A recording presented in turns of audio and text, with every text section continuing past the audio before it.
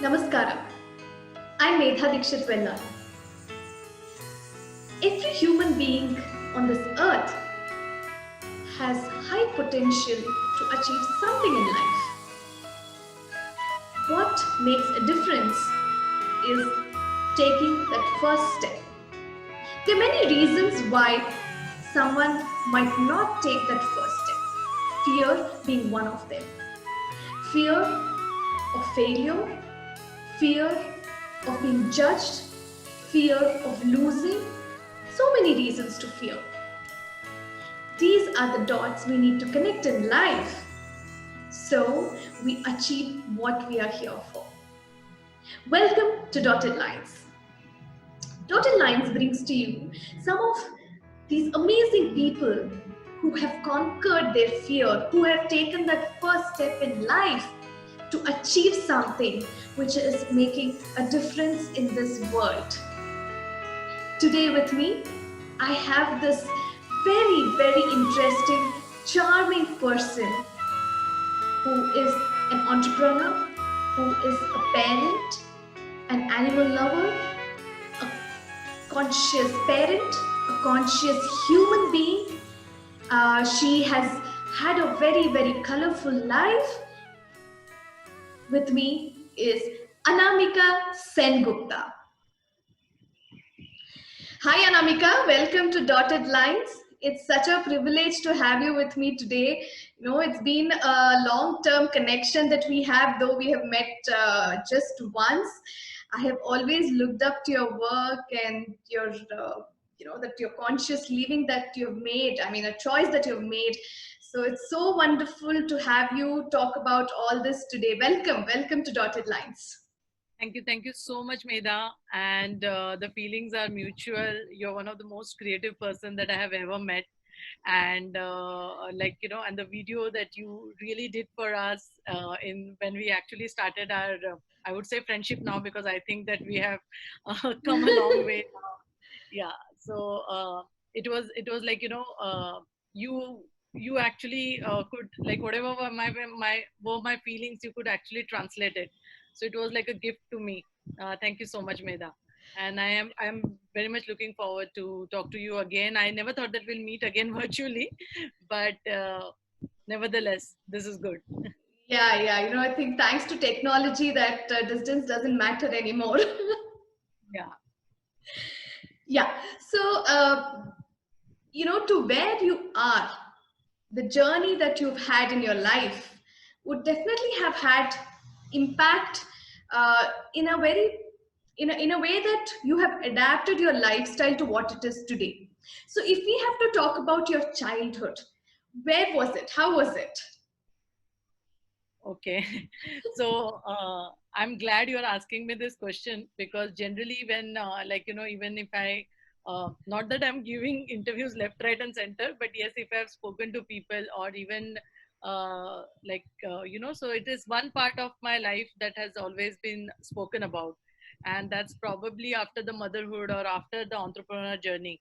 But I think these things start very early in your life. Right. And being connected to the soil, probably, yes, it was from the, as I said, it is from the time that you are born, maybe. And I have got so much inspired, or this has been imbibed by my mother so much, that even coexistence or taking care of animals, being with animals, being fearless, being it was never like, it was never even love for animals. I think it was just coexistence. It was like Hmm. taking care of another being. I still remember there was this medicine for diarrhea called antroquinone, and my mom used to be always like, talking about dogs and feeding them that when you know they used to get the loosies. But yeah, I think it was always there, because caring for animals or caring for nature was very natural for me. Like, it was not something that I had to learn differently. So I had seen my mother doing it, as even for her it was never something that she was teaching us. It was Hmm. something which was a part of Your raising life, us. everyday Yeah, life. everyday life. So my first rescue, I would say, happened when I was probably 7 to 8 years old, Okay. and yeah, it was a calf fallen in the Oh. gutter. Yeah, Oh. and so it must be like, uh, thrice my weight, I think, and I could easily rescue it with the help of so many people. So that's when I realized that being inclusive, asking for help, and like people want to help, people want to Hmm. even like people want to do so many things, people want to Hmm. actually, yeah. So when I actually took this step, and like I was like, just as I said, 7 or 8 years old, Hmm. and everybody rushed to help me, probably maybe Hmm. not the calf, because the calf was there since morning, crying for his mother. But then it was so easy, and I think that's when it all began somewhere. And Hmm. as I said, like animals, nature was very natural for me. But yes, rescuing and taking that step and going against the odds, that probably, that began from 7 or 8. That was my age when I actually started taking responsibility and going ahead. And That was I, your one step ahead of being in that coexistence. yeah, so it was that I reached out for the first time. It was You help, reached and out, because right? at that age, you can imagine the confidence that a child gets of helping somebody. Absolutely. I remember running away and falling in gutter looking at a dog at that age. No, because till that time you are taken care of, like 7 or 8 years of age. It is like your parents. Are we stuck? Yeah. Mm. Hmm. Yeah. Yeah, are we there? Mm.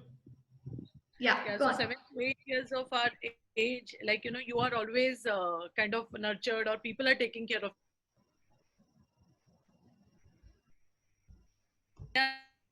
So I'll repeat that. So Yeah. I was saying that at 7 to 8 years of age, it's people who are taking care of you, your parents who are taking care of you. And at that time, when you actually go ahead and rescue, or you are extending a hand of help, that you start feeling so confident, and you also start, I think, respecting Hmm. yourself also as a like as somebody who can give care, probably. Right. So when you talk about coexistence and nature, which part of the country were you in then? Which part of the I which you which broke? which part of the country were you? Because when you talk about nature and coexistence and animals, so I'm just a little curious to know your place. No, no, yeah, I'm a complete urban child. But when I say Mumbai, we are not exactly. So I stay in a place called Dombivli, which is outskirts of Mumbai, I would say, but a completely urban, a completely concrete place. But yeah, So we is used that to. where you were brought up? The same place? Yes, yes, Right, right. yes, yes. And I think, but like India is blessed with cows and bulls everywhere, right? So animals are like, so we don't have those, like, at that time, at least we didn't have those many sky rises and all, right? So now Hmm. it's more. So yes, but still, we still get rescue cases, like, so it's like animals are Hmm. very much there, right? So Right, right, right. See, because actually, there is otherwise, this notion, once you're a city person, you're a urban child. Uh, Connection to nature is something. I mean, it doesn't come naturally, is what I feel. Uh, hmm. so, with So what you're I am. saying, yeah, with what you're saying, I think it makes a lot of difference in the way a house or a family starts treating nature and animals. True, true. Because even now, so it's like, very much urban. Like, Dombivli is one of the most populated cities. And it's like even now, probably the time the rain, it's going to rain, I decide, like, I know it by, and how much is going to be the rainfall. I still gauge it at the level that the crows build their nests. So so I think it's not urban or like rural. I think it is just the way you are, because even now, like suppose I'm traveling on a highway with my friends. Probably they would not see a dog which is hit or a bird which is fallen from the nest, but it catches my eye first. Whether you call it a communication which comes from the other side just because you are aware and your avenues are open, or it's just that you are connected. So I've come across this several times, like my friend saying that I have not seen, how could you see that? So Yeah, yeah. I think yeah, that's where it's about being conscious at one point of time, which probably becomes a part of your life eventually. correct, because probably your avenues are so open that those signals you catch first, probably. Yeah, I really don't know. Right. See, with a family setup like this, what was your schooling or education? How did you manage the two? I mean, were it very was it very similar, or did you see that there was a staunch contrast between your lifestyle at home and your education and your school and all that? Complete contrast. So I still get nightmares about my school. My school was a dilapidated building with no almost no walls, and we didn't even have proper partitions between two classes. And Mm. I take it as an advantage because my school was all dilapidated, but it had a junior college, and I used to sit, like, my class was next to a junior college, and I used to hear what the professors are teaching there. Uh, So yes, contrast, and uh, very disciplined, and I would say not even disciplined. It's those old methods and harsh schooling. I would say harsh schooling, and yeah. So it definitely was contrast, but we were like survivors, because I think that was common. That was the only thing which was common, because at home yeah. also we were survivors, and at school also we Uh, were survivors. And right. and I probably cultural gap also was there, and we like my mom and my father, uh, we can call them migrants now, so they were migrants. Okay. Yeah, they were migrants, and yes, it was the scene that you see now, actually what is happening. So they were one among them, and Hmm. yeah. So and me, so there was always a complex also. There was definitely a complex, and the way we lived and the way my friends lived, or the way like we studied and they studied, was totally different.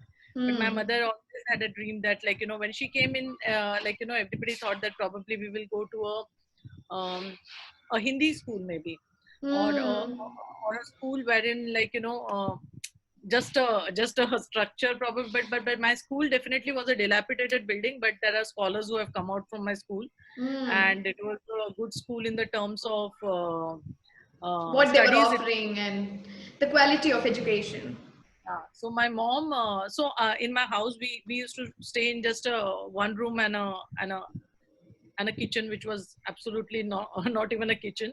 So and but in that small house of ours, there was this one big wall which was full of Hmm. books.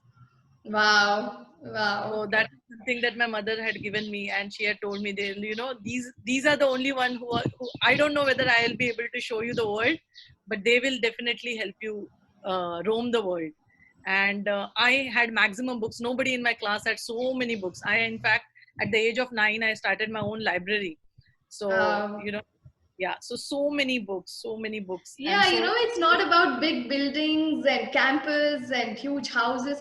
I think it's about these few things which add value to life. These are right, very, because she herself was not educated, and and we had so many books, and all that she did was, I still remember, she gave me a small dictionary and said that, I can't teach you, but I think this one can teach you. So she right. replaced herself with a dictionary.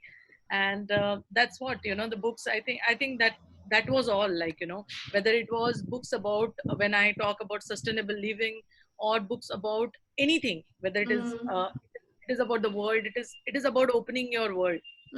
because mm. because she knew, even I knew at that time, that forget roaming the world, even leaving that place that we stayed in was impossible. Hmm, but hmm. but the books used to take you everywhere, everywhere. Right, right. So what was your journey after your high school? How was your college and education, and what did you study? I mean, what was your graduation? So I did my honors in philosophy. I Wow. think we are talking this first time, right? Yeah, I did my honors in philosophy, and then I also did my mass media communication from Xavier's. So as I Okay. said, that, the place that I lived in is a very small town which is in the outskirts of Mumbai, and Mm-hmm. all my friends must have gone to places which were in and around the place that I live. But Mm-hmm. when I completed my SSC, Mm-hmm. I just had two forms, and that was one was from Xavier's and one was from Ruya, because I just knew that I will. At that time, I didn't realize like whether I want to take science, arts, or commerce, but I knew that I Mm-hmm. have to get out of this place, and Mm-hmm. that was more important, because Mm-hmm. that's like till that time I was at a particular place, and then I just want to I had to physically also I was not very strong, because as I had never, till that time, you won't imagine, I had never been out of my place, out of my city, Oh, ever. wow. Not Okay. even with my dad, not even family outings, nothing at all. So So your but world was still, only with books. yes, and my college was the one which was farthest from everybody of my class, because I Okay. just that I have to be there. I have to And be there. you wanted it was out of choice. Yes, yes, and I was in one of the best colleges of Mumbai. Hmm. Ramnara Vidya College is one of the best colleges of Mumbai. I was in the best, so I was there because I knew that my exposure lies there. Definitely, I did suffer from a major inferiority complex when I went to that college. Whether it is your English speaking, whether it is the Hmm. clothes, whether it is the way people are brought up, so it just brings you down. But then you have to come up, Right. you have to come Right. up, and slowly I did. Yeah. Yeah. So, did you see yourself continuing to lead a life like that all through? I mean, being connected with nature. See, because both of us are world of parents, and we know this term often used. The seed is already sown.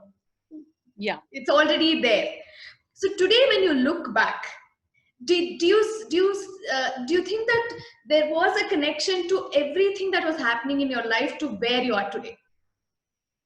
definitely, each and everything. In fact, I hate it when people say that don't carry your past baggage, don't. So you have to leave your past, because I don't believe that there is anything which is past. I think everything is a part of you. It is very much me, the past, and you don't regret, even if there are mistakes, even if whatever it is, like there are things they teach you, and whatever you are today is because of that. And I think one of the best thing was, so again, you see this contradiction. You are in a place which is completely a very commercial kind of a city that I live in, Hmm. with I would say a place wherein we always say Dombivli is a place where you are just tax givers. You don't even have proper infrastructure. You don't have proper theaters. You don't have proper things to for entertainment. You don't have all Hmm. those things. Why? Because you are the people who are going to serve. So this is the serving Hmm. class. This is the Hmm. serving class of Mumbai. Hmm. So being there, but still being close to nature is something. I think this happened to me is just because of the amount of animals that I was surrounded with, who never judged you. But then again, it was not a psychological, what do you say, Comfort. support that I, Hmm. yeah, it was never that for me. It was never. In fact, you know that animals are stress busters, but when I actually am stressed, I don't touch my animals. So Oh, okay. yeah, I don't touch them. Yeah, I don't touch them. So but they do understand, they do come to me, but I avoid touching them, because I know it's just energy going in, and I really don't want them to absorb it. Hmm. Yeah. Yeah, this So this is something. This is like a new concept that I'm hearing. Like you said, we always tend to relate stress and look at animals as our stress busters. But what yeah, you're saying is quite new to me and very interesting, I would say. yeah. So it happened to me later. Like I really thought that they were, because my dog used to absorb my energy, and I thought that no, probably I used to, you play or you do something else and then get out of it and then go to your animal. I used to do that later, because I think so the amount of, that's what I'm saying, the animals, I think I think that is what made me understand that, it humbles you. Basically, it also says that, there is so much to the world other than you, other than humans. So it Mm, is, I think, mm. very necessary to be aware, and it makes you more conscious. It makes you definitely more conscious. Right. So how was the transition in your life when you became one and plus one and then plus one?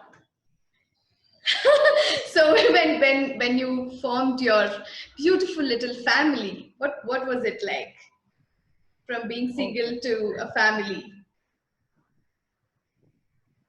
Being single to a family. Okay. So we are always looked as a very, people still don't feel we are married. We were a very weird family, I would say. Means like me and Biplab. Like I still remember one incident. After 4 years of our marriage, I think we just went in a park and we were sitting and discussing something, and there is a guard who comes and tells us to get out of the park, and I ask him why, and I tell him that look at them, they are sitting in the park, you're not telling them anything, and you are telling us to get out. Why? So he said, he told us, look at them, who are they? I asked him, who are they? He kept on saying, just look at them, who are they? I said, okay, I don't know who are they. So then he said that, okay, you see, they are married. I said, what makes you think we are not? And but if we are not, why shouldn't we be in the park? So I think Hmm. we are a very radical couple, and I don't know. That's how people felt. Maybe we never felt that, but people did feel. They made us feel like that many a times, and I think my marriage was one of the uh, what do you say, the one of the most right decisions which was taken by me. I think I was very, this is one of the happiest decisions, you say, Wow, like, nice. because like, lot of people find this thing of I don't know, restrictions probably, or your life changes. But yes, definitely your life changes, but mine became more broader. And Mm. so it was like, the journey, like, it added Mm. to the freedom. In fact, Mm. I feel that, after I got married, I got more free. I Mm. had the spirit of in me, Mm. but the freedom, like, you experience it. Mm. Mm. Mm. That I think it happened more after marriage. More bold, more free. Mm. Uh, Mm. but yes, and when you say another plus one, plus Yeah. that plus one made me a bit timid again. Okay. Made me a bit timid because like, standing for animal rights, I was very fearless. I have done like, so many what do you say, underground sting operations kind of things in the animal world as well. But Mm. now I don't know, maybe, it is just the motherhood or what, it made me a bit timid of Mm. taking risks. Like, this the entire Thane belt, the snake charmers, and also I had done, I was an animal welfare officer from the government, and I did so many raids, and Oh. yeah, I used to just go, like, I never used to fear. And I've been hit by You very fleetingly passed on that. I want to hear more about it.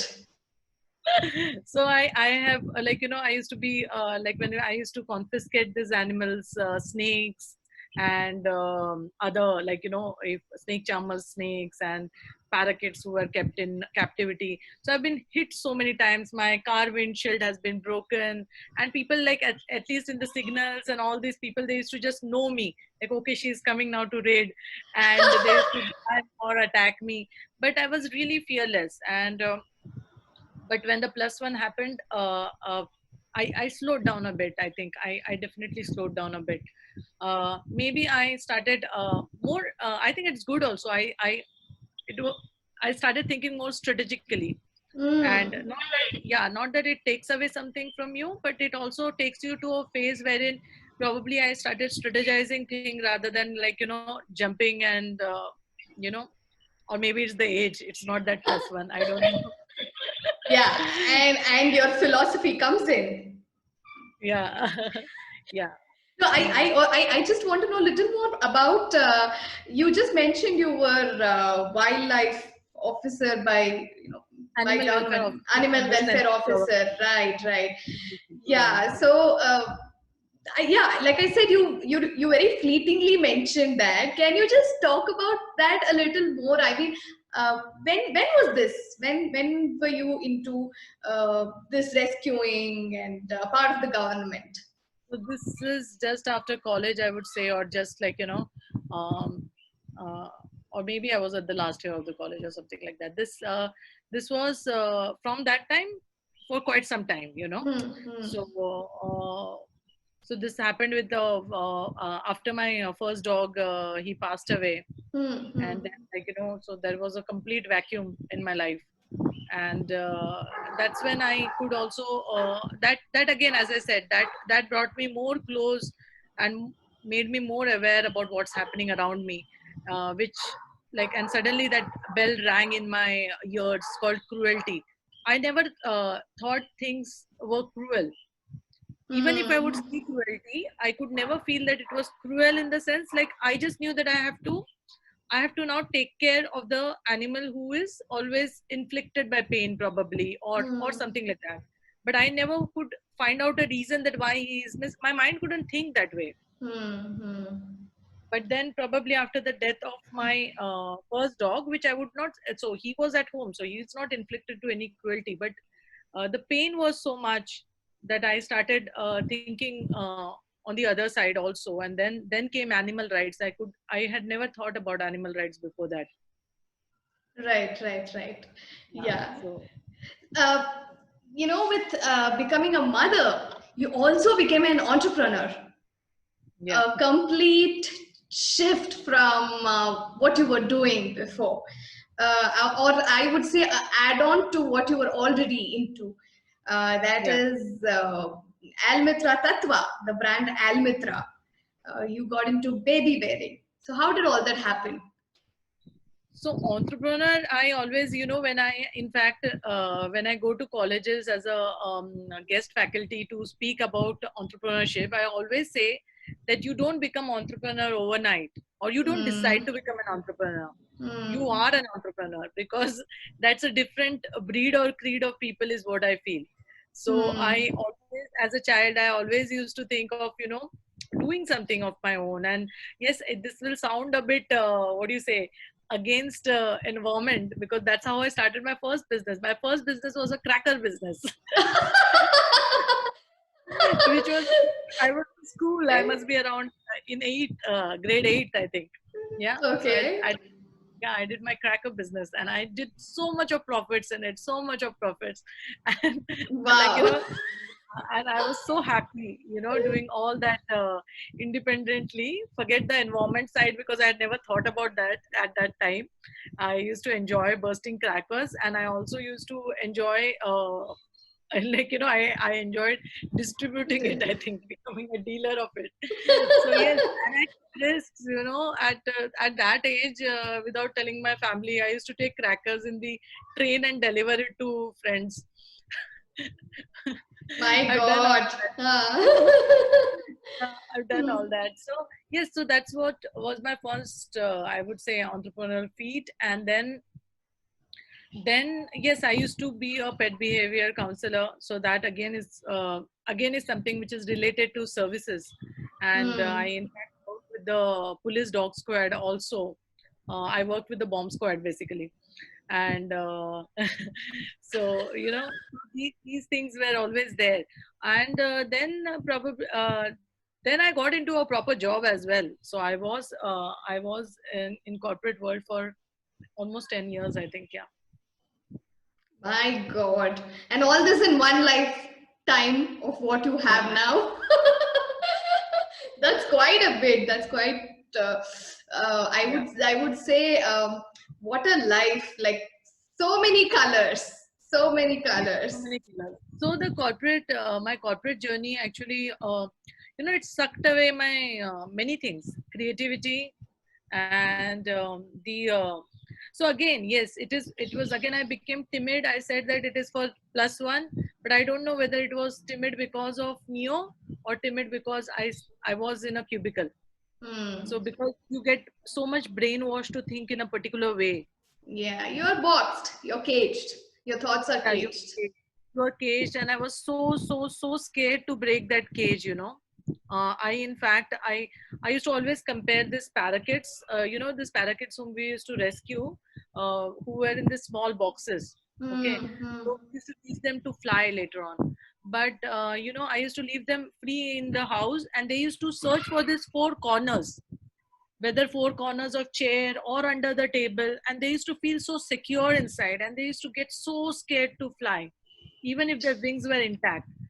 So I think I became the same when I was in the corporate world. And like Biplab used to tell me, okay, probably you should again go back to what you were doing. And but but no, I was still stuck, probably stuck Hmm. somewhere. And no, because in between life had taken a lot of ups and downs, and I just wanted a, you don't want a you I wanted a no adventure life.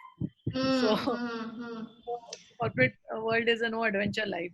It is no life. It is no life actually. And Hmm. yes, so I became, I think, timid there. And then I became a mother. And so the you know I was with a very big MNC, a great MNC, which great in the sense of big MNC. Hmm. And so then I became a victim of what these sexist organizations are all about. I was always hearing stories of people losing their jobs after maternity, but Hmm. I never thought it will happen to me. Never ever thought, because the kind of senior, I was in a senior management role. I used to head the HR, and I never thought this will happen to me ever. And I still remember the day I announced I was You were pregnant, and I went. expecting. Hmm. Yeah, and I went back, and I could see that my desk has changed, my responsibilities has changed.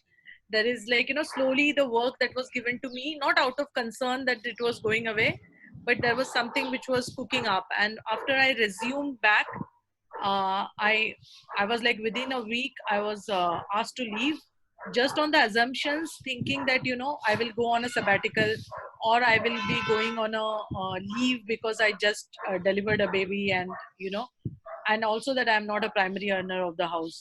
So just based on that assumptions that I may not leave them, I may leave them, they actually told. And so my organization is known for layoffs as it is. So Hmm. and it was like, it was just Yeah, done in I think five it's a very unfortunate situation for many women who go through this. and it was just done in 5 minutes. I had a team which was there with me from the day I joined. They say that, like, you never leave organizations, but you leave managers. So because I was there, my team never left. And I had the same team right from the, like, time I was there. So Hmm. almost 8.5 years. And I was not allowed to go back to my desk, just because there will be impact on my team. And I had to My leave. God. Yeah, I had to leave, just like, I was called at a basement training center, like, and I had to leave from there. I gave a call to Biplab and told him, come and pick me up. And I'll tell you, Medha, that was the most my empty, I always say that the empty laptop bag was the most heaviest bag of my life. So the most heaviest bag, I couldn't even carry it, because it was like, and So on the way back. unexpected, and like you mentioned, you never expected something like that would ever happen in your life.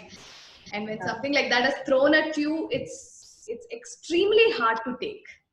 Yeah, so Biplab knew that somehow, that she will not be able to, she won't be able to live without it. While he was coming to pick me up, I still remember he had booked a Mac for me. That was my first first Apple, and he told me, now you are by your own, so I think you deserve this, and take this Hmm. as a gift. Hmm. And I Hmm. still Hmm. remember that day. Right.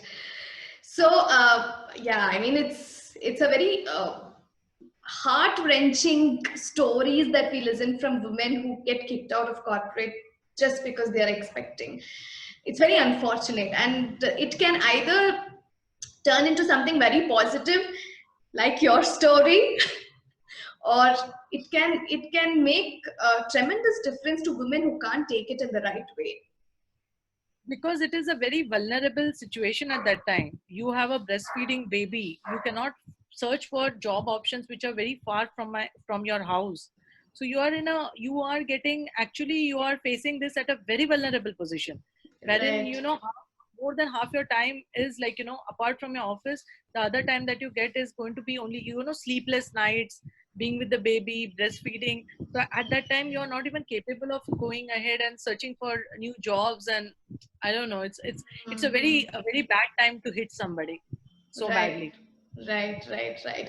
But you were brave enough to fight that and come out of it and start your own brand and build it to such an extent that you have been uh, an award winner today.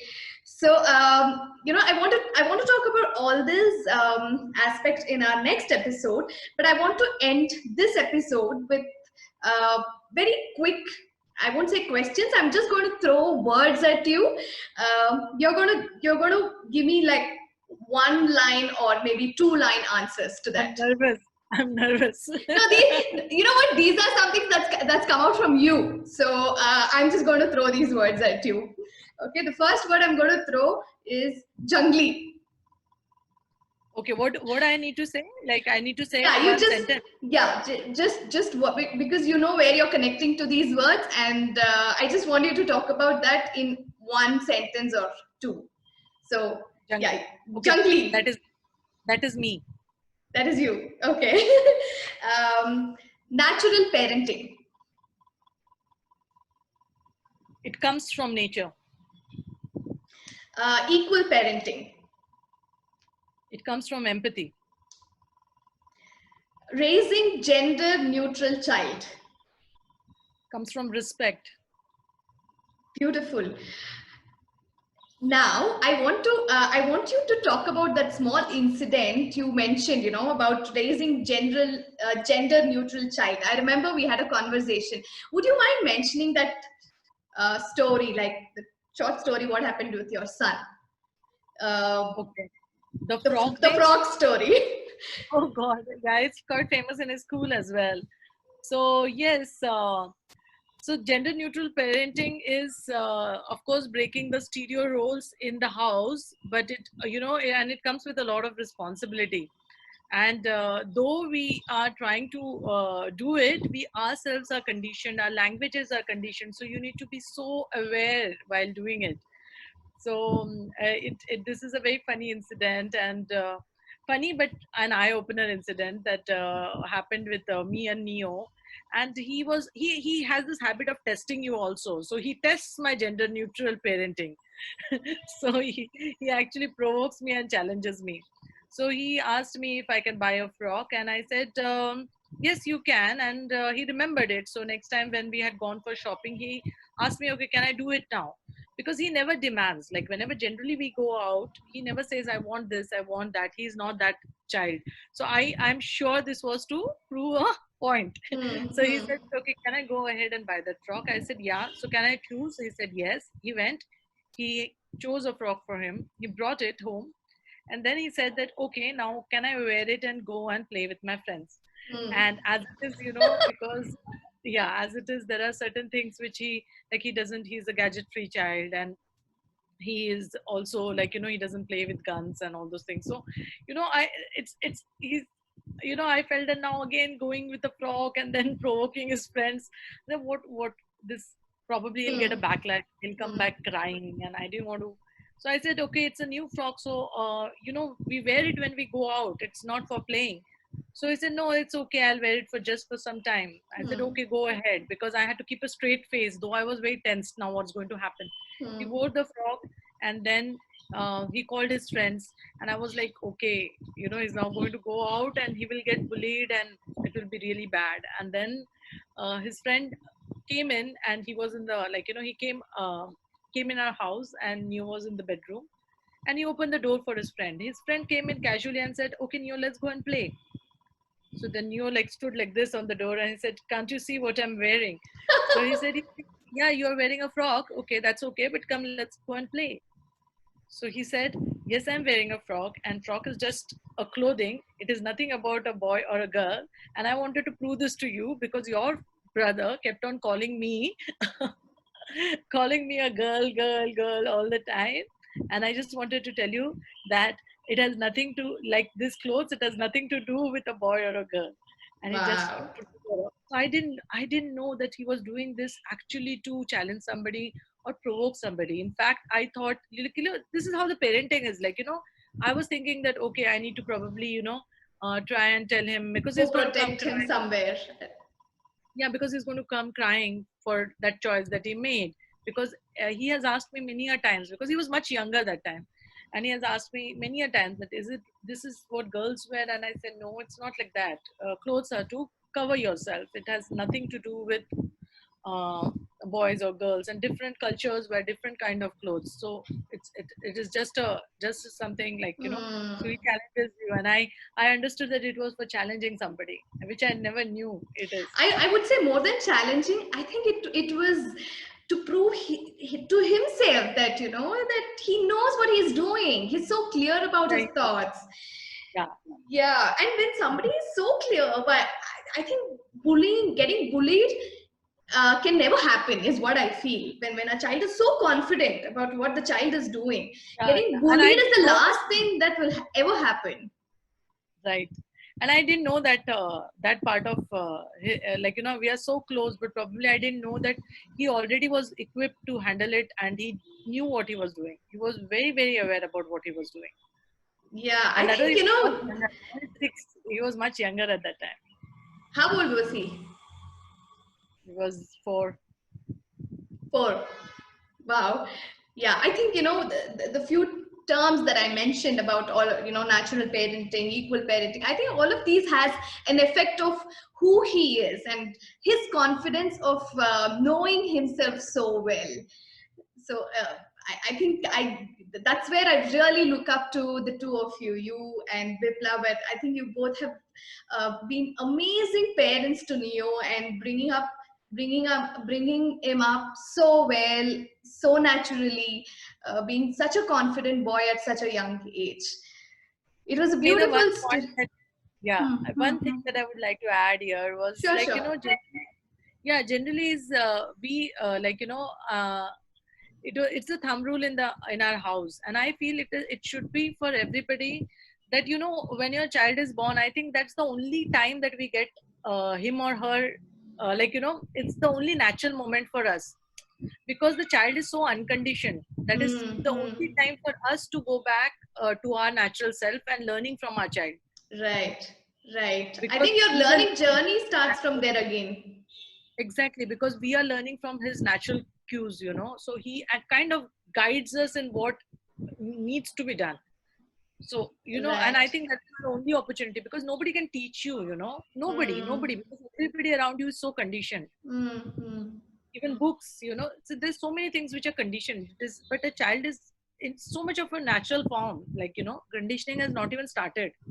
So, I think that's a Absolutely, wonderful absolutely. opportunity. We as adults, we always think we know everything, and we have to teach them, but it's not true. It's really not true. We have to first unlearn and then start learning with them.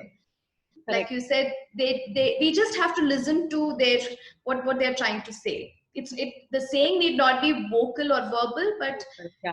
yeah, if you very carefully get into them, you will understand where they're Yeah, coming from. the nature speaks through them, because, yeah, is what is expected. We don't need then books to understand, like, how actually you need to raise your child naturally. Absolutely.